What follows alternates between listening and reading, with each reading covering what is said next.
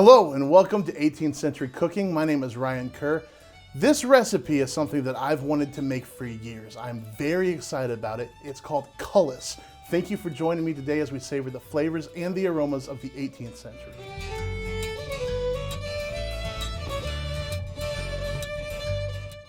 The first question is, what is Cullis?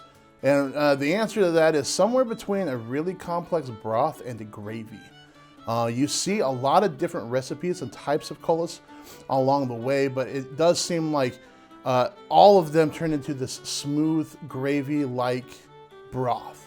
And I was super interested in this because I know I've got a lot of friends who are into cooking things from different cultures, and all these different cultures, whether you're working on ramen or some Latin American dishes or what have you, building a super complex base for like a soup base or a broth is important, and it's like, I guess it's a common thread through all of these different cultures. And I was really excited to see this as early as the 15th century in English cooking. So I've just been really wanting to dive into it for a long time, and we finally get to. All right, so first things first, we're going to read the recipe. This one is from the English Art of Cookery by Richard Briggs. I love this cookbook. I really hadn't gone deep into this one until recently, and it's just full of really great stuff. This is a recipe called a brown cullis. Put half a pound of butter into a stew pan, melt it, and put 4 spoonfuls of flour in.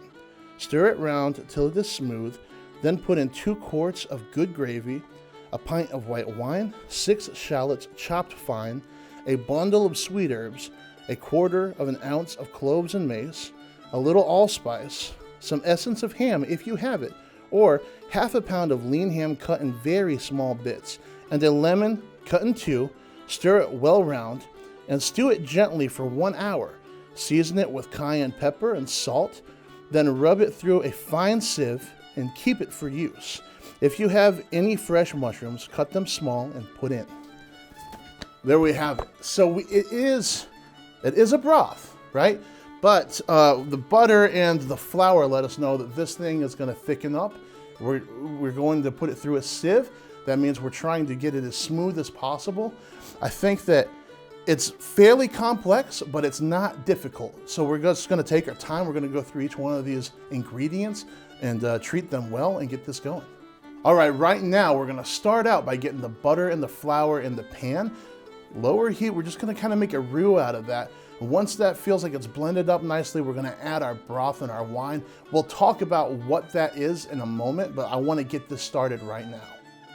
Our butter and flour in the pan, and they're combining. It's best if you're going to make a roux, maybe get a whisk in there and kind of get that flour all worked into the butter. And after that, we're going to add our good gravy and the wine, okay? And so for the wine, I've just chosen a pretty sweet, not quite dessert wine, but it's not very dry because I want to get some of that sweet flavor in this broth.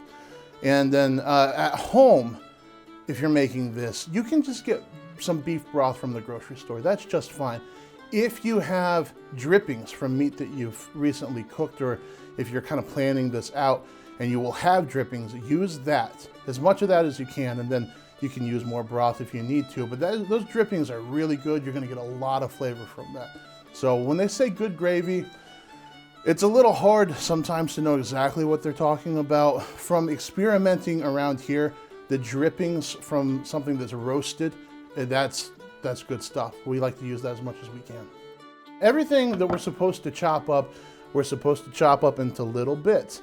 And I think that's probably just mainly because they want us to extract as much flavor from every component as we possibly can. So I'm cutting this ham up nice and fine.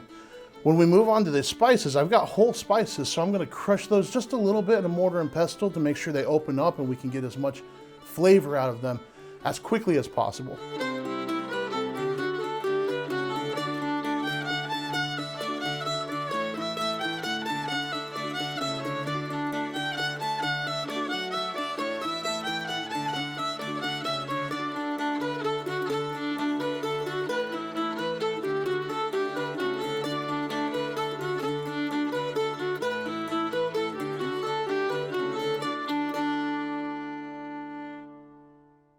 We have our broth and our wine in simmering with the butter flour roux. And that's given us a nice bubble. We chopped all of our ham, mushrooms, and shallots very finely, added those, and it kept the boil, so we're doing well. We cut a lemon in half, put that in there. It's gonna give us some nice acid and aromatics. Now it's time to talk about the herbs. Sweet herbs, whatever herbs you have at your disposal that will impart a sweetness and a nice aromatic to this broth, you can use. I am using parsley, sage, rosemary, and thyme. So, if you're making this at home, you know what record to put on while you're working on this.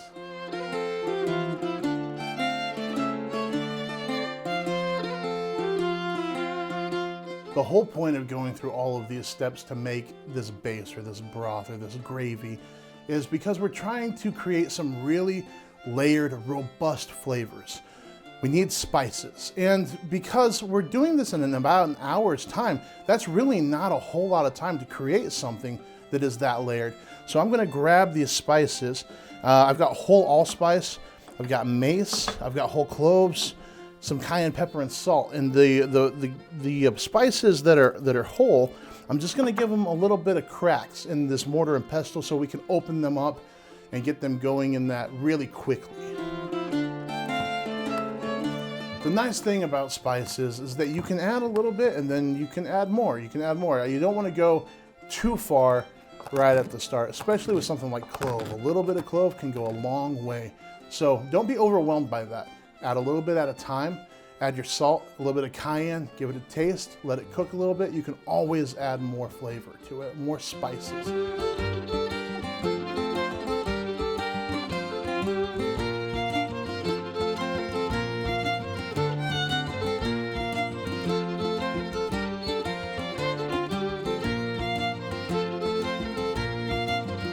The reason that I said at the beginning of this episode that I was so excited about making Cullis is because for me, this is a brand new thing that I saw a lot of common threads with through the 18th century cookbooks. And unlike John Townsend, I didn't grow up researching this time period. And so for me, coming and looking at cookbooks from the time period for the first time was all brand new information. And recipe after recipe after recipe, you see this word Cullis. So I had to figure out what that was.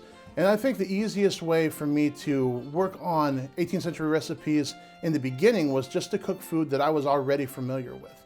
This is really exciting to figure out something that I had never even heard the word before I dove into an 18th century cookbook. So like I said, you see references to Cullis, or at least its predecessors, as early as the 15th century.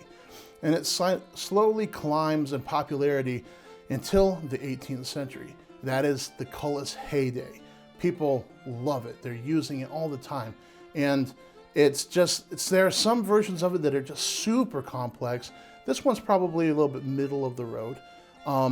But it's just like it's the thing that is making all of these fairly simple dishes pop, right? You can add something that has a ton of sweetness and a ton of spice into a dish that would really be pretty simple, and that pulls it all together and makes it something interesting, and it's something that you can jar up and you can store back. By the time you get to the 1830s, you're seeing Cullis kind of referenced a little bit, and usually that is a really stripped down version that lacks the acid. It's just more of a simple gravy. And so for the 18th century, it's just really fun to look at all the different ways they were using it before it eventually fell out of favor. By the 1850s, when you see it, it's kind of pointing back to history, back to recipes from the past.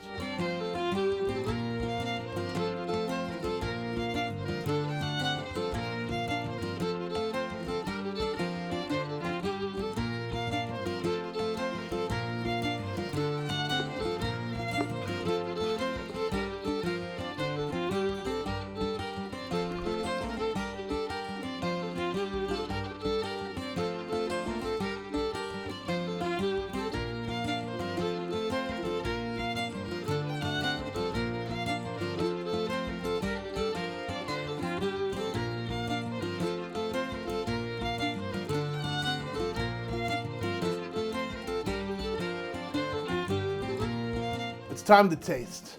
I'm really impressed with how this came out. It's got this kind of thick texture. You can see that, you know, there's some oil in there.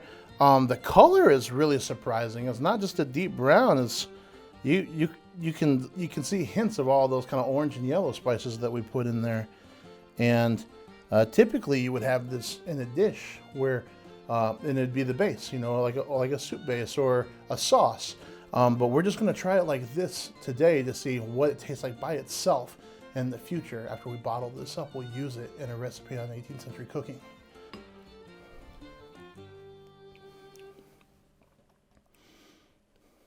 Whoa. That's really layered. Clove comes through. It's not super salty. I didn't want it to be super salty because when you're making it with whatever you're going to make it with, you're going to be adding salt, or if you cooked it again with ham, that would make it super salty. The butter certainly comes through. You know, it's kind of slick, but not too oily. But you definitely have the flavor of that fat.